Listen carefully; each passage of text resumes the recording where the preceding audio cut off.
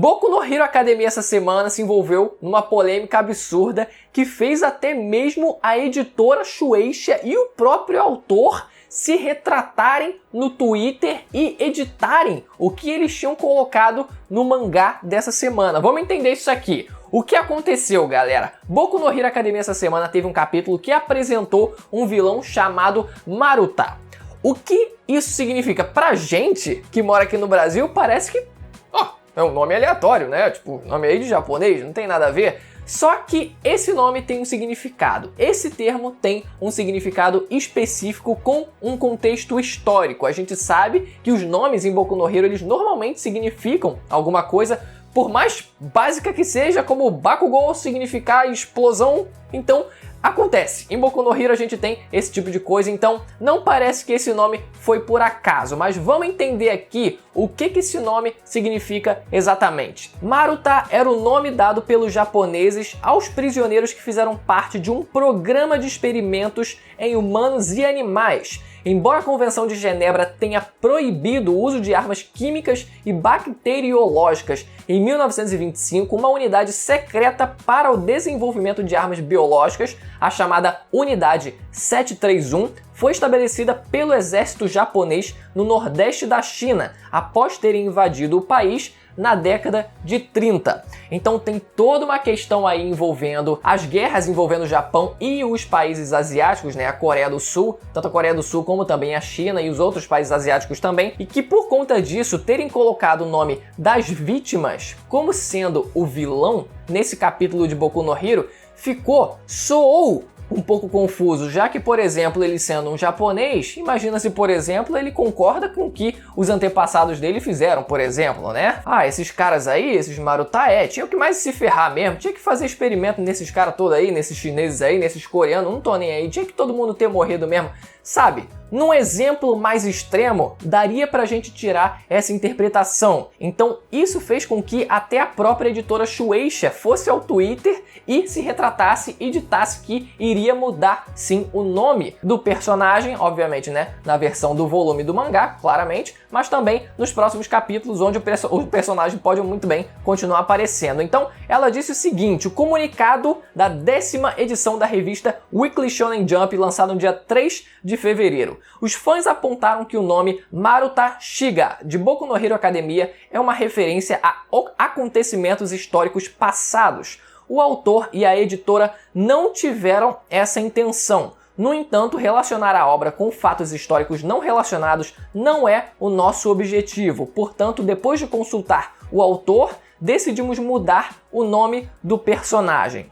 Primeiro, eles dizerem que não quer dizer nada relacionado a fatos históricos passados, eu não sei se é bem assim. Eu acredito fortemente que eles estavam sim se baseando nesses acontecimentos. Agora, pode não ser que eles quisessem realmente fazer uma apologia aos acontecimentos passados, a tortura, os experimentos e as torturas que foram feitas com as outras pessoas dos outros países. Assim como uma outra autora de mangá chegou a comentar, mas antes, o próprio pronunciamento do Horikoshi também no Twitter pessoal dele. Muitos acreditam que o nome Maruta, que apareceu na edição do mangá de Boku no Hero Academia dessa semana, é uma referência a um evento histórico, mas eu não tive essa intenção. Levamos as opiniões dos fãs muito a sério, então substituiremos o nome no futuro. E mais importante ainda, uma opinião de uma autora do quadrinho coreano Her Tale of Shim Chong, que também acabou se pronunciando sobre o assunto, que eu acho que a opinião dela faz bastante sentido. Então se liguem só. Eu não sabia porque não leio, já falando sobre esse acontecimento dessa semana, mas soube que muitos fãs ficaram chocados e discutiram muito sobre isso.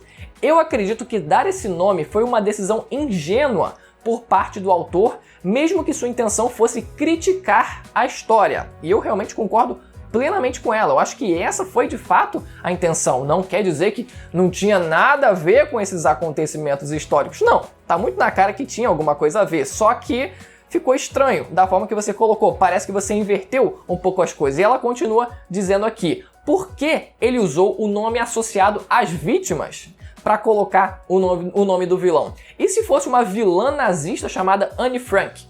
se um autor norte-coreano criasse um vilão que utilizasse bombas nucleares e seu nome fosse Hiroshima ou Nagasaki? Como os fãs japoneses se sentiriam em relação a isso? Se o que o autor queria era tratar de um problema histórico, ele deveria ter usado o nome Unidade 731, que era o nome associado aos perpetradores. Errei essa palavra, tive que repetir aqui, né? Às vezes, todos os quadrinhos japoneses parecem campos minados. Nós amamos esses quadrinhos, mas sempre que um autor revela ter uma visão distorcida da história ou faz um discurso de ódio contra os coreanos, nós ficamos magoados e não temos a escolha a não ser parar de ler. Dói muito sempre que isso acontece. Ela dá a opinião dela sobre o que ela pensa que o autor pensou ao colocar o nome desse personagem, mas ao mesmo tempo, no final, ela ainda diz, ela realmente não põe a mão no fogo por ele e realmente já joga ali pro alto, joga ali a possibilidade dele também tá, quem sabe até mesmo fazendo uma apologia. Porque ele nunca se sabe, ela não tá na mente do autor para saber o que ele realmente quis dizer com aquilo. Talvez ele realmente quisesse assim zoar mesmo os asiáticos lá, vou aproveitar aqui e dar uma zoada nesses caras aqui, não tô nem aí. Pode ser. Mas também pode não ser o caso, pode ser que ele tenha realmente tido a intenção inicial de colocar um problema histórico, meio que contextualizar dessa forma, citar o problema histórico como foi e colocar ele, representar ele naquele vilão. Olha, o que foi feito com essas pessoas foi algo ruim, então vou chamar o vilão por esse nome.